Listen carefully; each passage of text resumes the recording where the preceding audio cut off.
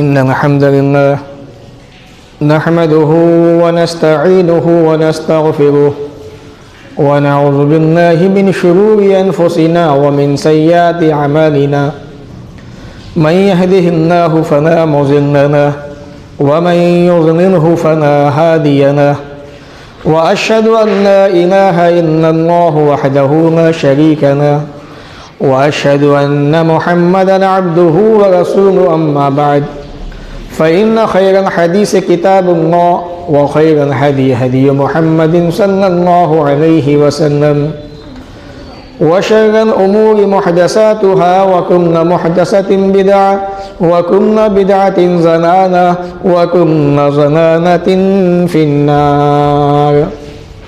फ़अऊज़ु बिल्लाहि अस्समीइल अलीम मिनश शैतानिर रजीम मिन हम्ज़िहि व नफ़्ख़िहि व नफ़्सिहि। बिस्मिल्लाहिर रहमानिर रहीम। अवलम यसीरू फिल अर्ज़ि फ़यंज़ुरू कैफ़ कान आक़िबतुल लज़ीना मिन क़ब्लिहिम व कानू हुम अशद्द मिनहुम क़ुव्वह व मा कान अल्लाहु लियुअजिज़हु मिन शैइन फ़िस समावाति व ला फ़िल अर्ज़। रब्बि इश्रह ली सदरी व यस्सिर ली अमरी वहलुल उक़दतम मिन लिसानी यफ़क़हू क़ौली। रब्बि ज़िदनी इल्मा आमीन। अल्लाहुम्मा रब्बि ज़िदनी इल्मा आमीन। तमाम किस्मों की तारीफ़, किब्रियाई, बड़ाई सब कुछ अल्लाह रब्बुल आलमीन के लिए लायक़ व ज़ेबा है, जिसने हम तमाम इंसानों को इस दुनिया के अंदर पैदा किया। बादहू दरूद व सलाम नाज़िल व तमाम नबियों पर, ख़ास तौर से अल्लाह के आखिरी नबी प्यारे नबी मोहम्मद रसूलुल्लाह सल्लल्लाहु अलैहि वसल्लम पर अल्लाहुम्मा सल्लि व सल्लिम व बारिक अलैहि। सामिईन,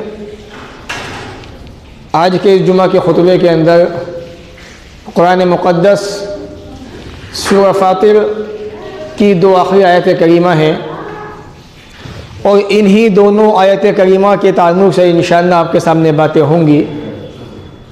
अल्लाह ताला से दुआ है वो हमें इन बातों को कहने के साथ साथ, सुनने के साथ साथ, समझने के साथ साथ अमल की भी तौफ़ीक़ अता फरमाए। दुनिया की हालत हम सब अच्छी तरह जानते हैं, बताने की ज़रूरत नहीं है। जो इंसान समाज पे, मुआशरे पे निगाह रखते हैं वो अच्छी तरह जानते हैं कि इस वक्त दुनिया में हो क्या रहा है। ख़ासकर हमारा हिंदुस्तान, जिसे कभी सोने की चिड़िया कहा जाता था, जिसकी दुनिया के अंदर मिसालें दी जाती थीं, अगर देखा जाए फितनों के एतबार से तो बेशुमार फितने हमारे हिंदुस्तान के अंदर उभर चुके हैं। कोई सा फितना शायद ऐसा हो जो यहाँ पर वाक़ई ना हुआ हो। किसी भी एतबार से आप देखें, गौर व फिक्र करें, समझें, दुनिया के बड़े से बड़ा फितना, छोटे से छोटा फितना हमारे यहाँ पे आपको नज़र आ जाएगा। इसलिए रसूल अकरम सल्लल्लाहु अलैहि वसल्लम ने हर इंसान को फितनों के बारे में झांकने से मना फरमाया। आपने फरमाया एक ज़माना ऐसा आएगा, फितने उमड़ पड़ेंगे समाज के अंदर, जो उसमें झांकेगा वो फितना उसको भी उचक लेगा। आज ये वही दौर है फितनों का, जिसे हम समझ नहीं पा रहे हैं, क्योंकि अल्लाह ने हमें दिमाग बहुत एडवांस दिया है। हम आलिमों से ज़्यादा सोचते हैं, उनसे ज़्यादा हमारे पास अक़ल, दिमाग, सारी चीज़ें हैं। मिसाल के तौर पर किसी आदमी से पीछे भी बहुत सारी बातें कही गई थी। ये कहा जाए कि देखो उस जगह मत जाया करो, वहाँ जाने से आपको ख़तरा है, आपका ईमान ख़तरे में पड़ सकता है, आप रास्ते से भटक सकते हैं। कि नहीं जी, हर्ज ही क्या है जाने के अंदर। मेरे भाई, ये मेरा मसला नहीं है। रसूल अकरम ने कहा कि वो फितना है, अगर झांकोगे तो फितना तुम्हें पकड़ लेगा, वो अपनी तरफ खींच लेगा और तुम बच नहीं पाओगे। और समाज में ऐसा भी हुआ और हो भी रहा है। नए नए फितने पैदा हो गए। आदमी सोचता है देखे तो सही जाके है क्या चीज़, लेकिन जब आदमी वहाँ झांकता है जाके तो वो फितना उसको भी पकड़ लेता है, उचक लेता है, और फिर वो आदमी वहीं का होके रह जाता है। ये वो दौर है फितनों का। हर जगह आपको जिधर निगाह डालोगे फितने दिखाई दे जाएंगे। समाज के अंदर मुख्तलिफ किस्म के फितने, और अभी हाल ही के अंदर आप जानते हैं हिजाब का मसला फिर दोबारा से उठा दिया, कहीं सीए के मसले को छेड़ा जा रहा है। ये सिर्फ आवाम को परेशान करने वाली बातें हैं और कुछ नहीं। चुनाव का टाइम है, इलेक्शन का वक्त है, तो ये फितने तो पैदा होंगे समाज के अंदर। लेकिन हम अपने खुतबों के अंदर पीछे भी कह चुके हैं कि किसी भी कौम की तरक्की के लिए, कामयाबी के लिए उसकी आवाम का हुकूमत के साथ जुड़ा होना बहुत ज़रूरी है। आप तारीख को उठा के देख लें, या दुनिया के अंदर जो कौमें आज कामयाब हैं, मिसाल के तौर पर न्यूजीलैंड को ले लीजिए आप, वहाँ कामयाबी क्यों है? वहाँ की मंत्री जो है आवाम से जुड़ी हुई है, आवाम उनसे जुड़ी हुई है, क्योंकि जब तक किसी कौम के कारोबारी जो ज़रिया माश है वो मजबूत नहीं होगा, उस कौम की तरक्की हो ही नहीं सकती। तरक्की पैसे से होती है, कारोबार से होती है, बिजनेस से होती है, इन चीज़ों से होती है। और जहाँ पर कारोबारी ना हो, बिजनेस ही ना हो, जहाँ पर गरीबों को दबाया जा रहा हो, वो कौम कभी, वो मुल्क कभी तरक्की नहीं कर सकता। ये तो हो सकता है कि आने वाले वक्त में उस हुकूमत को जड़ से उखाड़ के फेंक दिया जाए, ये तो मुमकिन है, लेकिन वो मुल्क, वहाँ की आवाम कभी तरक्की के रास्ते पर नहीं चल सकती। ये उसूल है कामयाबी के, ये उसूल है, मतलब एक देश जो है तरक्की कैसे कर सकता है, आगे कैसे बढ़ सकता है। तो ये फितनों का दौर है, हमारी जिम्मेदारी फितनों से बचने की है। अल्लाह रब्बुल आलमीन ने कुरान मजीद के अंदर बड़ी प्यारी बात कही, इंशाअल्लाह बताऊंगा मैं आपको। अभी हाल ही के अंदर आप जानते हैं 22 जनवरी का दिन भी आया था, बहुत सारी बातें हुई थी। तो मैं अक्सर कहता हूँ, अपने समाज के अंदर बसने वाले हमारी सफ़ों के अंदर जो मुनाफिक हैं उनको पहचानने की कोशिश कीजिए। आप पहचान नहीं पा रहे हैं तो पहचान के आप अनजान बन रहे हैं और उनको बढ़ावा दे रहे हैं, क्योंकि हमारे अंदर ऐसे ऐसे लोग मौजूद हैं जिनकी सोचें, जिनके ख्यालात बड़े अजीब है। उन्हीं के अंदर से सामने एक बात यह भी आई थी कि इस्लाम जो है 1441 साल पुराना धर्म है, उससे पहले कुछ और था। वो बताऊंगा इंशाअल्लाह मैं आखिर में। ऐसा नहीं है, हम सब जानते हैं इस्लाम कहाँ से आया, कैसे आया, इस्लाम को किसने बनाया, किसने भेजा, सब अच्छी तरह। तो ये बातें समझने की ज़रूरत है और इन पे अमल करके अच्छे अंदाज में इस्लाम का दिफा करने की ज़रूरत है। इस्लाम है क्या चीज़? हमारे अंदर बहुत सारे मुसलमान ऐसे हैं, ये दिखा दो जैसा चाहो वैसा दूंगाओ, लेकिन अल्लाह का बड़ा एहसान है, दुनिया के अंदर बहुत थोड़े लोग ऐसे भी हैं उनको सारी दुनिया की दौलत दे दो, लेकिन वो कहेंगे वही जो मोहम्मद रसूलुल्लाह सल्लल्लाहु अलैहि वसल्लम कह के चले गए। ये तो अल्लाह का बड़ा एहसान है उनके ऊपर। पीछे बीते हुए दिनों को याद किया जाए, ये तमहीदी बातें बता रहा हूँ मैं आपको, मैं आपकी आंखें खोलना चाहता हूँ। जब NCR का मसला उठा था हमारे देश के अंदर, आपके यहाँ पर भी NRC का मसला, तो इसकी खातिर लोगों ने पता नहीं कितने लोगों के नाम खामखा, ये भी था वो भी था। तो आज इन मुनाफिकों को पहचानने की ज़रूरत है, जो हमारे मुस्लिम कौम को नुकसान पहुंचा रहे हैं, जो हमारी सूरत को हुकूमत के सामने बिगाड़ने की कोशिश कर रहे हैं। हुकूमत अच्छी तरह जानती है, सब जानते हैं कि मुसलमानों की तस्वीर कितनी अच्छी, कितनी हसीन, कितनी खूबसूरत है। ये तो बस वक्ती तौर पर अपने आप को बनाने के लिए, हुकूमत की गद्दी सीट संभालने के लिए ये सारी बातें, ये सारी चीज़ें हो गई हैं। इतना सब कुछ समाज में हो रहा है, ये फितने हैं ये सब। इन फितनों से अपने आप को बचाने की ज़रूरत है। कैसे बचाएंगे? किताब और सुन्नत को पढ़िए, उसका मुताला कीजिए। रसूल अकरम सल्लल्लाहु अलैहि वसल्लम ने फितनों के बारे में क्या क्या आपकी रहनुमाई की है, आप उनको पढ़ें। किसी कहने वाले ने कहा है कि खासकर अहले हदीसों के बारे में कि अहले हदीस जो होता है इन्हें देवबंदियों से कोई ख़तरा नहीं। एक बात आगे बता रहा हूँ ना, बरंगियों से, इन्हें ख़तरा है इखवानियों से, क्योंकि वो हमारा चोंगा, हमारा लिबास पहन के हमारे सामने आते हैं, हमारी तरह नमाज़ पढ़ते हैं, हमारे जैसे अक़ीदे बना के आते हैं और हमारी आवाम को तोड़ते हैं धीरे धीरे से, उनके अक़ीदे ख़राब करते हैं। ये फितनों का दौर है। तो फितनों के इस दौर में हमें पहचानने की ज़रूरत है कौन किया है क्या नहीं। अल्लाह के नबी सल्लल्लाहु अलैहि वसल्लम ने हमारी रहनुमाई क्या की है, हमें उसको कैसे समझना कैसे, ये सारी बातें आप समझिए। अब आइए चलते हैं मौजू की तरफ, इंशाअल्लाह फिर पलटेंगे आखिर में इन बातों की तरफ। अल्लाह रब्बुल आलमीन ने कुरान मजीद में इरशाद फरमाया, अवलम यसीरु फिल अर्ज़, क्या लोग ज़मीन में चले फिरे नहीं, फयंज़ुरू, और ज़मीन में चल फिर कर देखते भागते, कैफ़ कान आक़िबतुल लज़ीना मिन क़ब्लिहिम, इनसे पहले हमसे पहले जो कौमें थी उनका अंजाम क्या हुआ, उनका नतीजा क्या हुआ। धमकी भी दे रहा है अल्लाह ताला, समझा भी रहा है। अल्लाह ताला ये बताना चाहता है कोई कौम इस हुए ज़मीन पर कितनी मजबूत ताकतवर क्यों ना हो, उसे हमेशगी नहीं है, बर्बाद तो उसे होना है, मौत तो उसे आनी है, तबाह तो उसे होना है। अब या तो उसे अच्छाई से जाना है या बुराई के साथ में जाना है। तो अल्लाह इंसानों से कह रहा है क्या ज़मीन में चल फिर के देखा नहीं कि तुमसे पहले इंसानों का अंजाम क्या हुआ। आप घूमने जाते हैं, इधर उधर जाते हैं, सैर व तफरीह करते हैं, कुरान की इस आयत पे भी गौर व फिक्र किया करो कि अल्लाह ताला हमसे क्या कहना चाह रहा है, हमें क्या समझा रहा है। वकानु अशद्द मिनहुम कुव्वा, वो कौमें जिनको अल्लाह ने बर्बाद कर दिया, तबाह कर दिया, मिटा दिया ज़मीन से, वो ताकत के एतबार से, मजबूती के एतबार से, क़ुव्वत के एतबार से कुफ़ार मक्का से कहीं ज़्यादा ख़तरनाक थे, मक्का वालों से। ये आज भी जो कौमें दुनिया के अंदर हैं, इनकी ताकत तो कुछ भी नहीं है।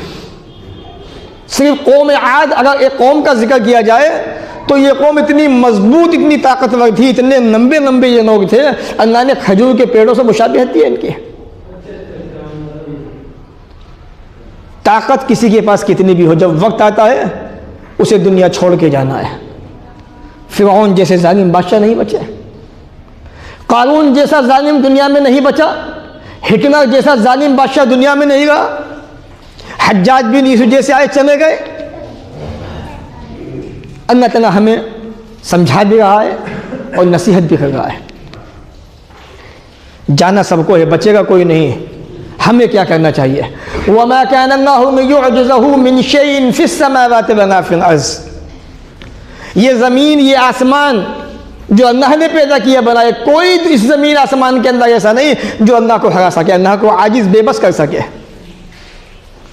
अल्लाह ने हर एक को ज़िंदगी दी है, उस ज़िंदगी के अंदर इंसान को क्या करना है सब लिख दिया अल्लाह ताला ने, और जब उसका वो वक्त मुकम्मल होगा उसे दुनिया छोड़ जानी है। अल्लाह ताला हमारा रुख, हमारी तवज्जो आखिरत की तरफ भी फेर रहा है। इन्नहु काना अलीमन क़दीरा, वो जानकार भी है, कुदरत भी है, वाला भी है, पावरफुल भी है, ताकत भी उसी के पास है, नॉलेज भी उसी के पास है, ज्ञान भी उसी के पास है। ज़रा सा इंसानों को दे दिया, इंसान अपने आप को बहुत बड़ा समझने लगा कि मैं हूँ बस, मुझसे आगे कोई नहीं। जब जब इंसान ने अपने आप को दुनिया के अंदर, ज़मीन के अंदर बड़ा समझा, अल्लाह ने उसको इस दुनिया से मिटा दिया, क्योंकि बड़ाई तो अल्लाह की शान के लायक है और किसी की शान के लायक नहीं। कुरान को पढ़ें, कुरान को ऐसे समझे जैसे हमारे असलाफ ने समझा था। आप क्या अपनी अक़ल से आप कुरान को नहीं समझ सकते। और मैंने पीछे भी बताया था, जब रसूल अकरम सल्लल्लाहु अलैहि वसल्लम पे सूरह बकरा की रोज़े के बारे में आयत करीमा नाज़िल हुई थी, सफ़ेद धागा सिया धागे वाली, हज़रत अदी इब्न हातिम रज़ी अल्लाह तआला अन्हु जो हातिम ताई के बेटे, उन्होंने एक सफ़ेद धागा लिया, एक काला धागा लिया, अपने तकिए के नीचे रख के सो गए। उठे तो वैसे का वैसे कि या रसूलल्लाह, बात समझ में नहीं आई। कहा कि आदि, इससे मुराद सुबह होना और शाम का सूरज डूबना, ये मुराद है। सुबह सहरी खाओ और शाम को इफ्तार करना। रसूल अकरम ने समझाया। कुरान को ऐसे समझोगे तो कुरान समझ में आएगा, और कुरान को अपनी अक़ल से समझोगे तो अब्दुल्लाह इब्न मसूद ने क्या कहा, वो पढ़ लेना, मन काना फिल कुरान बिगाए, ही जिसने कुरान के बारे में अपनी राय से कोई बात कही कि मेरी राय तो ये है, मेरा दिन तो ये कहता है, अपना ठिकाना जहन्नम के अंदर बना ले। वो आज जाहिल लोग जिन्हें अलिफ से बा नहीं आता, यकीन मानिए, दावे से कह रहा हूँ मैं, अगर उन्हें कायदा बगदादी हाथ में दे दिए जाए सही से, तो वो सही से नहीं पढ़ पाएंगे। जज़म क्या होता है, तजदीद क्या होती है, मद क्या होता है, उसे कितना खींचना कितना नहीं खींचना है, ये पूछनी है तो उनकी हालत टाइट हो जाएगी। और आज वो कहते हैं कि कुरान की आयत का माना ये नहीं, ऐसा होना चाहिए, हमारा अक़ल ये कहती है कि इसका माना ये नहीं, ये है। मेरे भाई, कुरान रसूल अकरम पे नाज़िल हुआ था, रसूल अकरम सल्लल्लाहु अलैहि वसल्लम ने सहाबा इकराम को तमाम बातें बता दी थी। अब आपकी राय की ज़रूरत नहीं है किताब और सुन्नत के अंदर। बहरहाल अल्लाह ताला जानकार भी है, कुदरत वाला भी है। याद रखिए, कोई चीज़ ऐसी नहीं आपके सीने के अंदर उठने वाले ख़यालात, वसवसे, आपकी प्लानिंग, आपके मक्र, आपकी तदबीरें, चाहे वो हुकूमती पैमाने पे हो चाहे वो छोटे पैमाने पे हो, सब उसके इल्म के अंदर है। वो जब चाहे तूफ़ान को भेज दे, जब चाहे हवाओं को भेज दे, जब चाहे सुनामी ले आए, जब चाहे ज़लज़लों को भेज दे, जब चाहे ज़मीनें फाड़ दे, जब चाहे आसमानों से पत्थरों की बारिशें कर दे, उसे कोई रोकने वाला नहीं, उसे कोई हराने वाला नहीं। उसने समझाया भी है, धमकाया भी है और ज्ञान भी दिया, नॉलेज भी दी है। अब आगे अल्लाह ताला हम सब से खिताब कर रहा है, वनो युआखिज़ुल्लाहु अन्नासा बिमा कसबू। अगर अल्लाह ताला इंसानों को उनके अमल की बुनियाद पर पकड़ता, गिरफ्तार करता, मुआखज़ा करता, क्या होता? मा तरका अला ज़हरिहा मिन दाब्बतिन, इस ज़मीन पे एक भी जानदार नहीं बचता। इंसान जो अमल कर रहा है, कुछ भी कर रहा है, जो भी, अगर हम सब अपना मुहासिबा करें, अपने आप को देखें कि हम सुबह से शाम तक कितने गुनाह करते हैं, अगर इस चीज़ पे अल्लाह ताला पकड़ने पे आ जाता इंसान को, क्या कोई इंसान ज़मीन पे जिंदा बचता? दुनिया ख़त्म हो चुकी होती। एक इंसान वो है जो अल्लाह के साथ में शिर्क कर रहा है, अल्लाह उसको भी रोज़ी देगा। जो बिदअतें कर रहा है, अल्लाह उसे भी रोज़ी देगा। जो एक अल्लाह के सामने झुक रहा है, अल्लाह उसे भी रोज़ी दे रहा है। सबको अल्लाह रब्बुल आलमीन खिला पिला रहा है, सबका एक वक्त मुतय्यन है। एक बार तो ऐसा हुआ, इब्राहीम अलैहिस्सलाम के पास एक आदमी आया आग की पूजा करने वाला, और जब उन्होंने खाना पेश किया तो उस आग की पूजा करने वाले ने कहा बिस्मिल्लाह, मैं आग के नाम से खाना शुरू करता हूँ। इब्राहीम अलैहिस्सलाम, उठो बाहर निकलो, ये खाना तुम नहीं खा सकते क्योंकि तुम अल्लाह का नाम नहीं ले रहे हो, इसके ऊपर किसी गैर का तुम नाम ले रहे हो। उसको डांट के भगा दिया। अल्लाह ने फौरन वही की, इब्राहीम तुमने उसे भगा दिया इतनी सी बात पर कि वो ये कह रहा है कि मैं आग के नाम से खाना शुरू करता हूँ। उसने एक मरतबा तुम्हारे सामने ये बात कही, तुम उससे गुस्सा हो गए, पता नहीं कितने सालों से मैं इसे खिला रहा हूँ इसी तरह से। उसे बुलाओ, खाना खिलाओ उसे, तो अल्लाह सबको खिला रहा है। लेकिन अगर अल्लाह ताला पकड़ने पे आ जाए इंसानों के अमल की बुनियाद पर, तो पूरे ज़मीन पर न इंसान बचे न जानवर बचे, कोई ना बचे। अल्लाह का कितना बड़ा एहसान है हम सब के ऊपर। सुबह से शाम तक कितने गुनाह होते हैं, ढील दे रहा है कि मेरे बंदे हैं, सब मेरे ही मानने वाले हैं, मैंने ही इनको पैदा किया है, मेरे सामने ही झुकते हैं। गलती इंसान से ही होती है, शायद मेरे बंदे पलट आए, शायद मेरा बंदा वापस आ जाए। अल्लाह ने एक जगह कहा लअल्लहुम यरजिऊन, उम्मीद है कि ये वापस आ जाएंगे। कभी कभी अल्लाह ताला अजाब देता है, कभी कभी मुसीबतें देता है, शायद ये पलट जाए, लेकिन बहुत सारे इंसान ऐसे जो पलटते नहीं हैं। तो रब ने फरमाया मा तरका नाज़ारा मिन दाब्बा, एक भी इंसान ज़मीन पर नहीं बचता।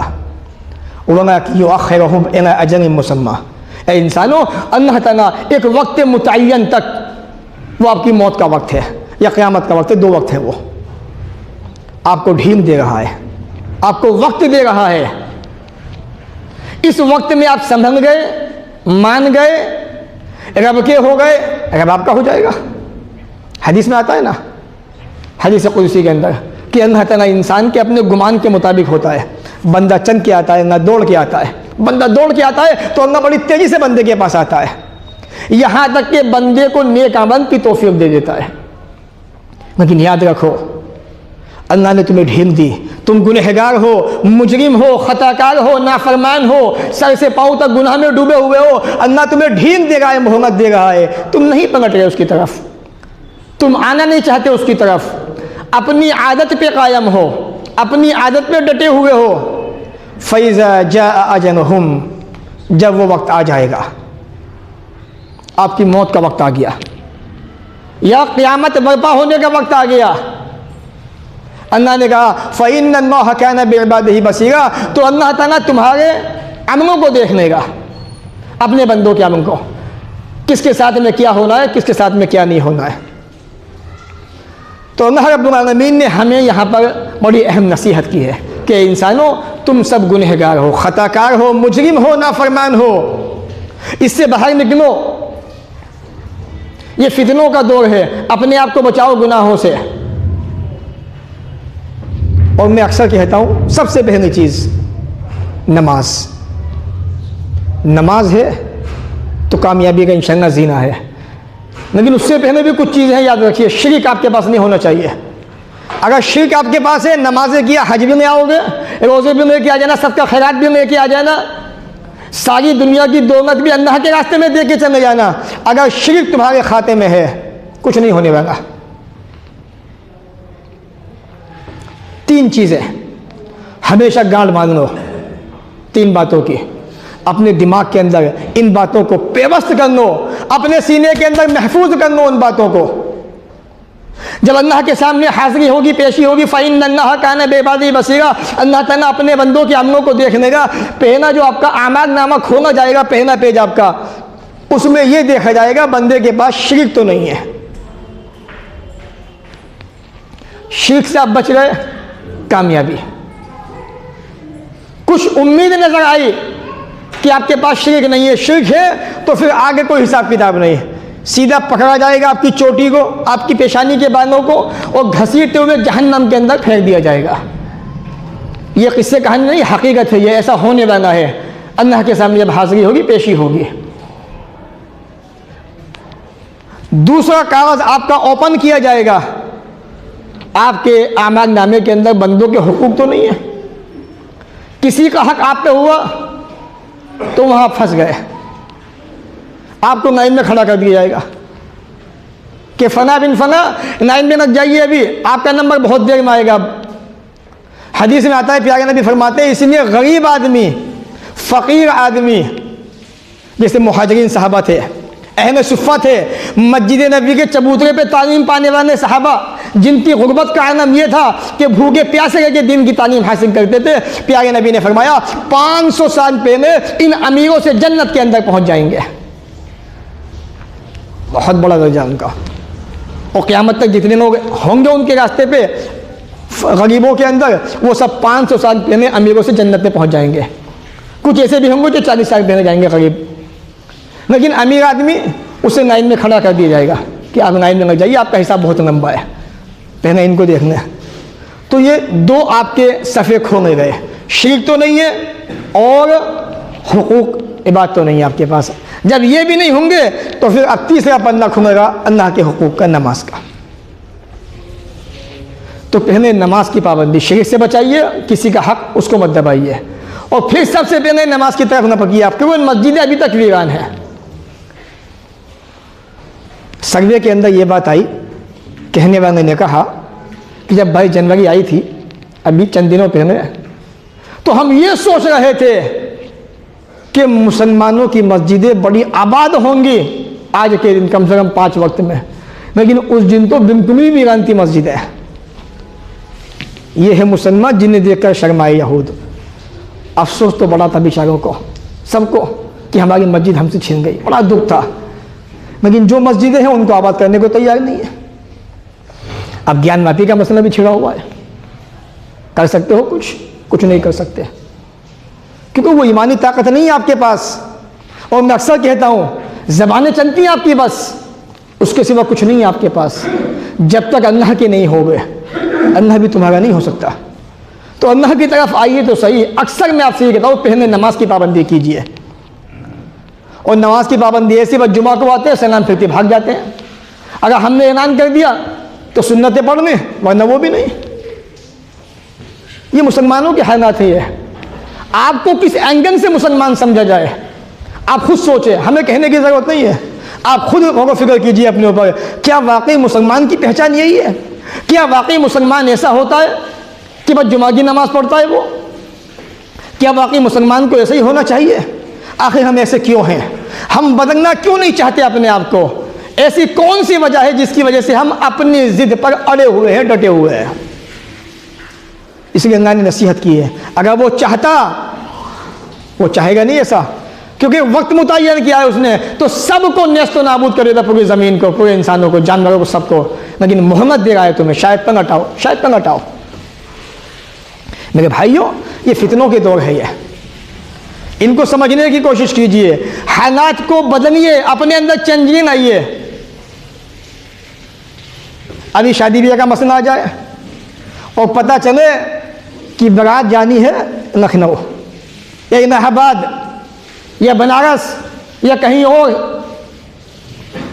तमाम के तमाम बाराती, जो कि इस्लाम में जायज़ ही नहीं है। मियाँ रस्म है, परंपरा है, लोग क्या कहेंगे? नाक कट जाएगी तो कटने दो, नाक कटेगी तो इस्लाम कट जाए कोई बात नहीं, तुम्हारी नाक नहीं कटनी चाहिए। बहुत प्यारा उसूल है। इस्लाम मिटता हो तो मिट जाए, कोई दिक्कत नहीं है, लेकिन हमारी नाक नहीं कटनी चाहिए। अरे क्या फ़ायदा ऐसी नाक का जो अल्लाह के सामने ना झुक सके? अल्लाह के सामने वाली झुकने वाली नाक कटे तो फिर तो अफसोस भी हो। जो नाक रब के सामने ही ना झुके तो उसका कटना ना होने क्या फ़ायदा? बेकार का कोई फ़ायदा नहीं है। तो क्या ये रहता तो सारे बाराती फजर से पहले उठ जाएंगे कि मियाँ वहाँ जाना है, परहेज़ भी नहीं, ये भी नहीं, सारी चीज़ें नहीं, और एक वक्त नमाज फजर की पढ़ने को तैयार नहीं। और अगर उस दिन उठ भी गए ना तो भी नमाज नहीं पढ़ेंगे, तैयारी में मगन, तैयारी में बिजी। और इसकी मिसाल मैं आपको दूँ, अभी वक्त आने वाला है, बताऊँगा इंशाअल्लाह आपको 1.25 महीने के बाद, जब रमज़ान की चाँद रात आएगी ना, ईद की चाँद रात, बस देख लेना उस दिन फजर के अंदर माशाअल्लाह 3 सफ़े 4 सफ़े, और जिस दिन ईद उल फितर की नमाज़ होने वाली होगी ना फजर के अंदर, फजर के बाद, उस फजर में ढूंढने से नहीं मिलेंगे, फना साहब का चेहरा दिखाई नहीं देगा, फना साहब कहाँ हैं? अरे थक गए बेचारे, 1 महीने रोज़े रख के, नींद ज़्यादा आ गई थी, सोए हुए हैं। ये हालात हमारे हो चुके हैं और हम अपने आप को बदलने को तैयार नहीं है। तो बड़े हालात ख़राब हो चुके हैं। मेरे भाइयों, चेंजिंग आई है अपने अंदर। जो अल्लाह ने दौलत दी है ना, इस पर घमंड मत कीजिए, इसको संभाल के रखिए। कारून ने की थी घमंड, जानते हो नतीजा क्या हुआ था? उसने कहा था, काना इन्नमा ऊती तो हुआ नाइम मिन इंदी, ये पैसा तो मेरे अक़ल की बुनियाद पे मैंने कमाया है। आपने कमाया, आपने मेहनत की है, रास्ते उसने दिए हैं आपको, जरिया उसने बनाया आपका। मेहनत तो बहुत लोग करते हैं, और कितने लोग ऐसे जो आपसे भी ज़्यादा मेहनत करते हैं, अल्लाह आपको बैठे बैठे दे रहा है। मिसाल के तौर पर आप प्रॉपर्टी का काम करते हैं, मान लीजिए आप ऑफिस में बैठ के काम करते हैं, जो भी आपकी, अल्लाह आपको बैठे बैठे दे रहा है। लेकिन बहुत से इंसान ऐसे जो आपसे ज़्यादा मेहनत करते हैं, लेकिन अल्लाह ताला उतना उनको नहीं देता। तो मेहनत तो वो उतने आपसे ज़्यादा कर रहा है, तो उसका बदला आपसे ज़्यादा होना चाहिए, लेकिन नहीं, अल्लाह ताला हर एक को देता है जितना चाहता है। तो इस पैसे को संभाल के रखिए। कारून ने कहा था कि मेरी अक़ल की बुनियाद पे ये पैसा आया, अल्लाह ने ज़मीन के अंदर उसको धंसा दिया। हालात बड़े नाजुक हैं और हमारा पैसा सबसे ज़्यादा हराम के अंदर और शादी ब्याह के अंदर खर्च हो रहा है। याद रखिए आप, इसको सेव कर लीजिए। मियाँ बिरादर में नाक कट जाएगी, जब तुम्हें हार्ट होगा ना, जब तुम हॉस्पिटल में होगे, जब बताऊंगा तुम्हें बिरादर के कितने पूछने आ गए आपको, तब मैं आपसे पूछूंगा कितने लोग आए थे बिरादर के आपको पूछने के लिए। अभी एक गरीब आदमी बिरादर का आपकी हो, किसी भी बिरादर का हो, और उसको कोई परेशानी हो जाए, बीमार हो जाए, वो मुझे नहीं लगता शायद कोई आदमी उस बिरादर का उसको देखने पहुंच जाएगा। क्यों? क्योंकि उस पर बेचारे पे कुछ है नहीं, आप जाएंगे तो आपको देना पड़ेगा। लेकिन अगर हराम की बात आ जाएगी, आप दिल खोल के खर्च करेंगे। शादी की बात आ जाए, देखिए एक चीज़ मुझे याद आ गई, शादी के ऊपर बड़ी प्यारी चीज़ है, नसीहत हासिल कीजिएगा। ये सारी बातें आपकी नसीहत के लिए। मीर तकी मीर का नाम सुना होगा आपने, बहुत मशहूर शायर थे मीर तकी मीर, बड़े अच्छे अच्छे उन्होंने अशार कहे हैं। जब उनकी बेटी की शादी का वक्त आया, एक मकान था उनके पास, बस इसके सिवा कुछ नहीं था। रिश्ते आते कैंसिल हो जाते हैं, रिश्ते आते कैंसिल हो जाते हैं। क्यों? आपने पढ़ा कभी गौर किया? क्योंकि उनके पास देने को जहेज नहीं था। दोस्त ने कहा, दोस्त एक बात कहूँ, ये मकान है, इसको बेच दिया गया, तेरा क्या ज़िंदगी है, कहाँ रखी तेरे पास, तुझे भी चले जाना है। अगर तू ये चाहता है कि तेरी बेटी सही सलामत विदा हो जाए यहाँ से, तो इस मकान को बेच दे और अपनी बेटी के जहेज का इंतज़ाम कर ले। आज समाज में यही हो रहा है, लड़के वाला 4 पंजे चाहिए, रिश्ता होगा वरना नहीं होने का है, रिश्ते कैंसिल। ये भीख मांगना है मेरे भाइयों, याद रखिए आप। बहरहाल मीर तकी मीर ने मकान गिरवी रखा और अपनी बेटी को विदा कर दिया। सहेली ने मीर तकी मीर की बेटी के कान में कहा विदाई होने के बाद कि तू तो आबाद हो गई लेकिन तेरा बाप बर्बाद हो गया। बेटी को नहीं पता था। कहा क्या मतलब? कहा कि तेरे बाप ने तेरी शादी मकान को गिरवी रख के की है। इतना सुनना था, बेटी को सदमा हो गया, हार्ट हो गया और बेटी का वही इंतकाल हो गया। ये किसकी वजह से हो रहा है? समाज के अंदर जो हम मुजरिम हैं ना, जो दहेज के नाम पे मांग करते हैं लड़की वालों से, उनकी वजह से ऐसा हो रहा है।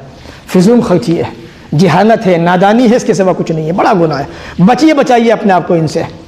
मुसलमान हो तो इस्लाम को मानो, मुसलमान हो इस्लाम को फॉलो करो। मुसलमान कहते ही उसे कि जब अल्लाह ने कहा बैठ गया तो बंदा बैठ गया, रब ने कहा खड़ा हो जा तो बंदा खड़ा हो गया। अल्लाह ने कहा कि हाजी अरफात में तू सूरज डूब गया, चल अरफात छोड़ दे, अरफात छोड़ना पड़ेगा।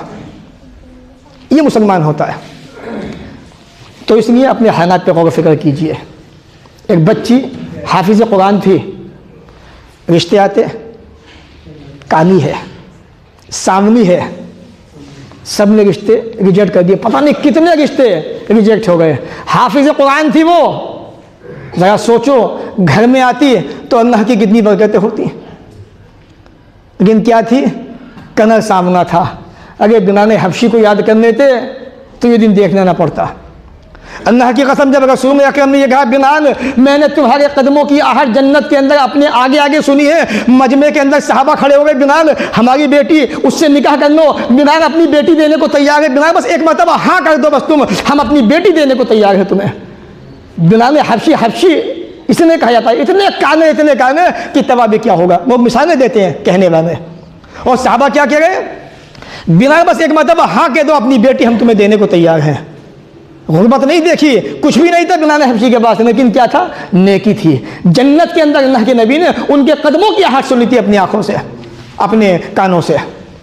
वो बच्ची हाफिज कुरान थी, रिश्ते आते रिजेक्ट हो जाते। पता नतीजा क्या हुआ? एक गैर मुस्लिम के साथ वो की भाग गई।